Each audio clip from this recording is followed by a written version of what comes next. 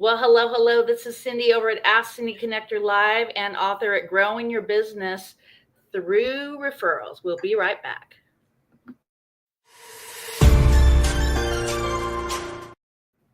Well, hello, hello. Drew Berman in the house. How are you? I am doing exceptional. Thank you. How are you? I'm doing great. So, as you know, I believe I've met you 5 or 6 years ago. That 10 years ago, I started working on this book project, Growing Your Business Through Referrals. And I'm using national days as a way to leverage. And I'm teaching all these different tools, and you're actually featured in the book. And we talk about the 5 love languages, how it's really important to implement more abundance into your life. And so let's talk about the 5 love languages. What does that mean to you? Well, first of all, Cindy, thank you so much for having me. You had me at hello since day one. I've always been a fan of your aloha spirit, and I love how your online personality is very congruent with who you are as a human. And I'm thrilled to be here today, and congratulations on your book. I know it's been a passion project for you for quite some time, so Yes. great job, and mazel tov, as they say. So 5 love languages and business by referral. I mean, these are 2 areas that the world deserves to hear your wisdom on. And I love it. I cannot wait to get a copy of the book. And 5 love languages, when you asked me to talk about that, I was excited because I remember this book was very transformative for me, both in my in business and in my professional life. Knowing how other people receive messaging, knowing how others receive love is good. And I remember taking the test a long time ago and remembering that my wife and I had different love languages. And I remember, and I remember the example being, if your love language is gifts and my love language is words of affirmation, and I tell you how great you're doing because that's my love language, but you're not hearing I love you because you wanted me to bring you flowers, just knowing that is extraordinary. So the 5 love languages are acts of service, receiving gifts, quality time, words of affirmation, and physical touch. And I think you and I have the same love language in common. We do. And what's crazy is we both are really good at adding a little aloha to the mailbox. We send cards and gifts to appreciate people. And that's a big chapter in my book talks about that, how you can use different types of services to love on people in the mailbox. Because when you get your mail, you don't want junk mail, you don't want bills, but getting an unexpected gift, I thought would be high on my list for receiving gifts, but actually the words of affirmation. And I give a lot to the community. So I was really shocked that that was the number one. I scored 40% on that. Wow. Amazing. Yeah. So, how do you define all these? And, in romance is one thing and in business is another. So acts of service in romance, my wife's been doing a lot of acts of service for me lately. I'm on a special nutrition diet. I don't even like to call it diet. I'm on a fitness program. Lifestyle. Yeah, it's called the 6-week shred. And the 6-week shred is pretty dialed in. It's like this much protein and this much vegetables. And she's been like cooking extra for me. And it's hard enough when she's cooking for the boys, but she's making sure that I'm having enough protein and enough veggies. So those are acts of service. I'm receiving love there. It's not my top love language, but she is certainly giving love there, and I'm actively receiving it there. The next one is gifts. Now, she and I are neither one of us, it's neither of our love language. But my friend's wife just died. She's a really good friend. And someone from the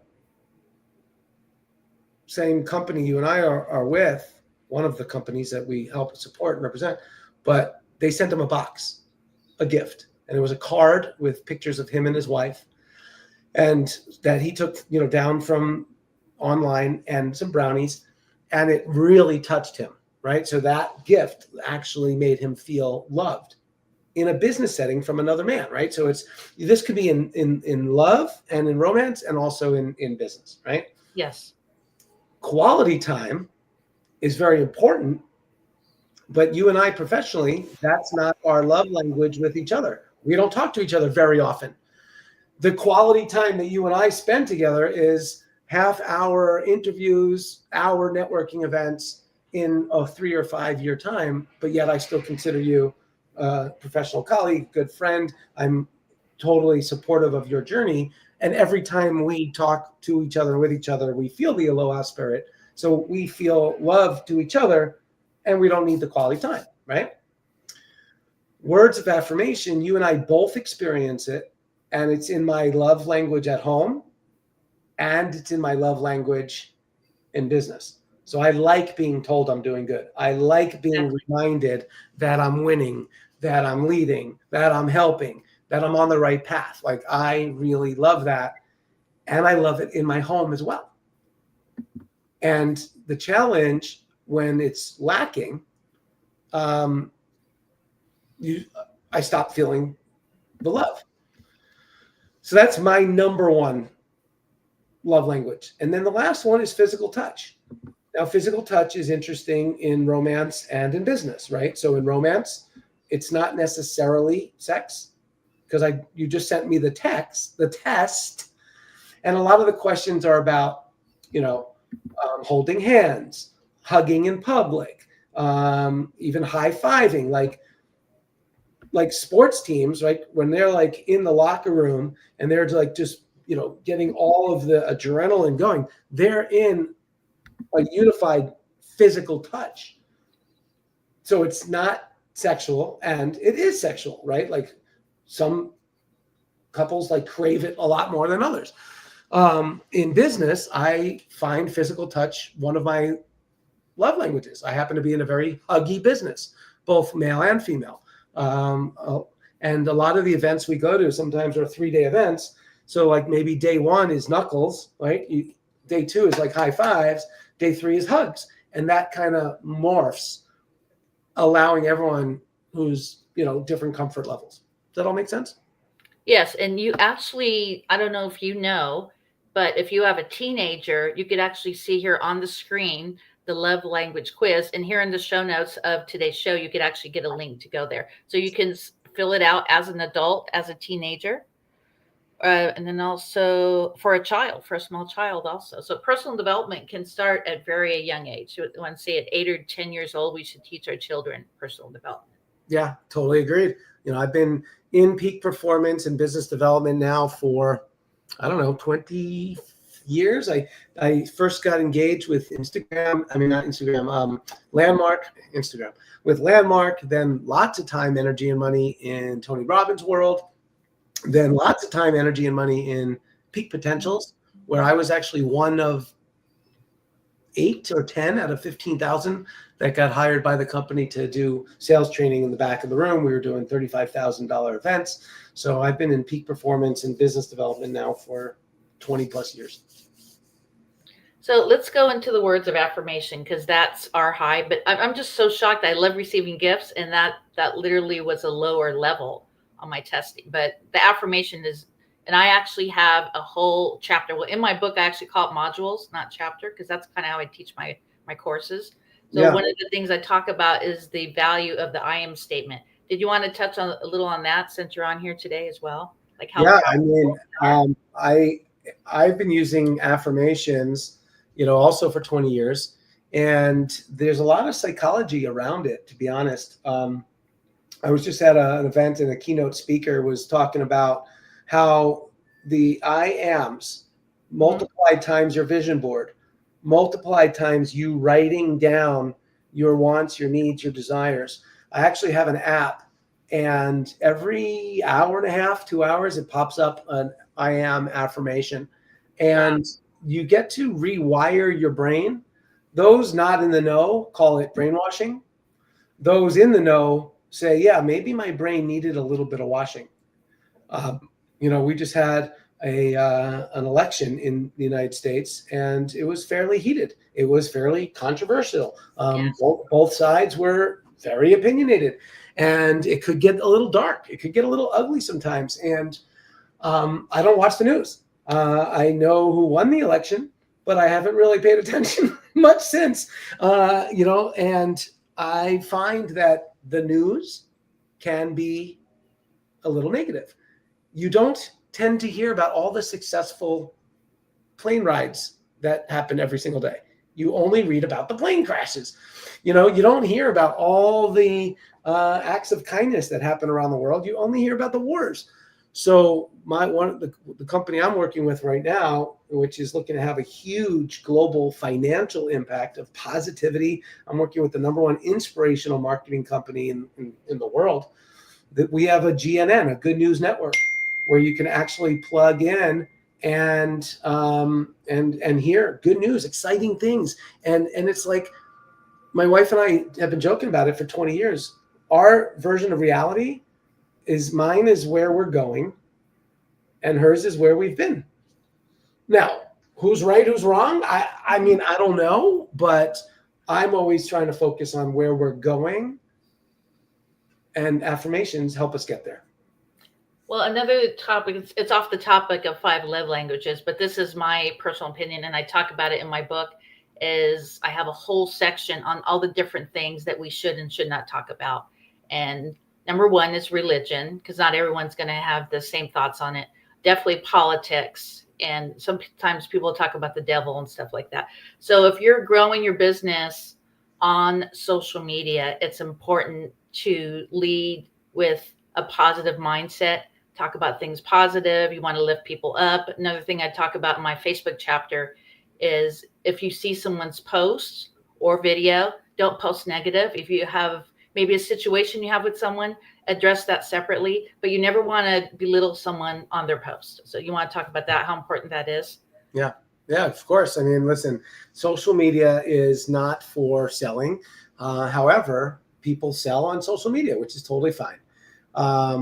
If you have teammates or prospects or clients,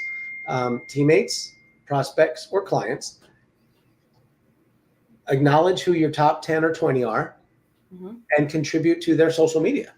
Like, be a good human. Like, if someone makes a post, I always try to take an extra couple seconds and hover over the mouse instead of just liking it with a thumbs up. You love it. And then leave a comment.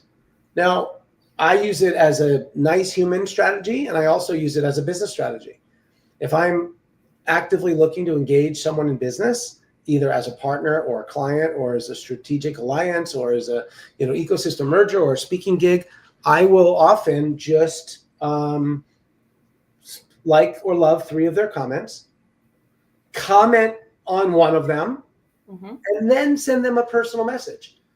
And this is how I stay engaged with people, with humans. And if you comment nicely and you add value, you're going to be in that person's world, in their person's algorithm, and that's going to help you. Listen, it's not all about business. It's going to help you with your relationships. It's going to help you spread good into the marketplace. It's going to help you make others feel good, and it'll keep your connections bigger, better, and stronger for business. Yes, and so 2 more things I want to talk about. So in my book, I talk about different type of networkers. So I'm going to talk about 2 of them. So one is It's All About Me networker. So they'll go, let's say, to like a chamber mixer, and they're quick to send over the card to you. They don't really want to build a relationship. So real quick tip and a little cheat here of what's in my book. I actually talk about, if you're at a local event like chamber or some kind of networking event, go meet people and say, give me 1 or 2 sentences of who you want to meet today, and I'll be back in 30 minutes. Or I'll get the person's business card, and then I'll go back to the person that was looking for that referral. I'll either bring the person to them or I'll give them the card, and they'll say, well, Cindy, but I really want to know about your business. So today's not about my business. It's about your business. Why don't we meet for coffee in a couple days? But make sure to connect with this person, and I'll also do a personal introduction. So talk about that real quick, and then we'll go to the next topic and then close out. I mean, that's super smart, right? It's a giver's gain. So, and then the law of reciprocity kicks in. So if you're the one who's meeting and connecting people and you're agenda free, and what I like about you, Cindy, is you're all heart. Like, even though this is like a professional technique, you're you're genuine about it. Like you really want to be a connector. That's your tagline, right? So yeah, if you can be that person, because people are nervous at events, they all want to do more business, they all want more sales, they all want more clients, they all want more partnerships. If you help facilitate that on the front end, then you'll create many more relationships on the back end. Well, when you were on the Zoom and Mary West Network a few weeks ago, you did your little speech, and then at the end, I popped on and I did a little testimony on you. So when you're in Zoom, there's all these different techniques that you need to do in Zoom too. And that's another thing that I cover in one of the chapters or one of the modules. I talk about the Zoom behaviors and how it's important to know etiquette and etiquette for that. So the last thing I want to talk about is a lot of people will be posting, like I've posted my travel agency, and because some of the posts I posted on there, I've gotten new business partners, but I like to mix it up. And a couple of things we can do that doesn't cost one thing, one red cent, is do a video testimony on someone, or go to Yelp, Facebook, or Google and do a written testimony. Let's cover that, because that's two things you could do for free that's paying it forward to someone else. Yeah, and LinkedIn, right? So if you go onto someone's LinkedIn and give them a recommendation, they're going to see it. They're going to get a ping. It's going to say, you just got a recommendation. Alignable is doing something like that right now. You mentioned Google and Yelp. So yeah, those 4 places, Alignable, LinkedIn, Google, and Yelp, doesn't cost you anything, takes you a few minutes, allows you to be genuine, allows you to add value to someone else's world, and your name has good value. People can find you, click you, check you. So it's a good human activity. It's a good business activity. Okay, so in closing, what is your number one business tip? And then I'll give mine. Well, I only teach business tips that work for me. And this year's my mantra is called Go All In. Like, what would happen if you went all in with your life, with your finances, with your business? And that's what I named my book. So my book is called Go All In. It's coming out next month. So I'm looking forward to having our books side by side, supporting each other's time and community and energy. So my mantra for the year is Go All In. Oh, I'm having issues with my computer. Are you still there? My computer's bouncing around. Yeah, Okay. I can hear and see you. But we were just talking about my mantra, my success tip for 2025 is go all in. What would happen if you went all in with your marriage, all in with your book, all in with your finances, all in with your team, all in with your project? And that's what the book is about, and it's coming out next month. Good. And then you'll be in the resources section, and I have other areas I could put you in the Zoom etiquette, or I could put you on the Facebook. I know the Facebook one I really want you in, because that's how we met, through Facebook. So in closing, I want to say my business tip is, when you're posting, mix it up a bit. So right now there's a lot of referrals on there because people are tagging me. I'm not on my personal page, but connect and make those solid referrals. This happens on LinkedIn and Facebook. Matter of fact, today I reached out to one of my business coaches who's going to help me get on national television, and a mutual friend of ours sent a 3-paragraph dissertation on why I need to attend her event. I've never even scheduled a one-on-one. So that's what's important, guys. Schedule those one-on-ones, get to know people. Don't go on a stranger's, even though they're your Facebook friend and you haven't actually built that relationship with, don't send them a dissertation for them to attend your event. Get to know them first, number one. So amazing. You are a gem as always, and looking forward to great things, much success on your book. I can't wait to get a copy, and let's make magic happen. Okay, so my book is Growing Your Business Through Referrals, and do a shout out to your book. My book is called Go All In, the Ultimate Blueprint to Financial Success. All right, and we'll see you here on the other side. See ya. Green Room. We'll be right back. Bye.